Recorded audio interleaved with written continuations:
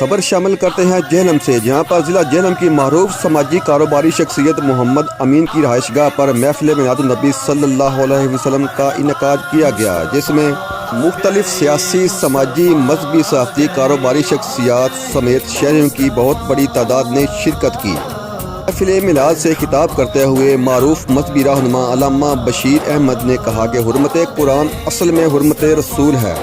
قرآن کریم کی بے حرمتی کر کے امت مسلمہ کی تضحیق کی جا رہی ہے، جو کہ کسی بھی صورت برداشت نہیں کی جا سکتی۔ دین اسلام مکمل طور پر ضابطہ حیات ہے۔ ہم اپنے دین اسلام کی بالادستی کے لیے کسی بھی قربانی سے دریغ نہیں کریں گے۔ انہوں نے مزید کہا کہ یہودی لابی اہل اسلام کی دہشت گردی قرار دے کر دینی طبقہ کو دیوار سے لگانا چاہتی ہے۔ بن کے نور خدا آ گئے مصطفیٰ،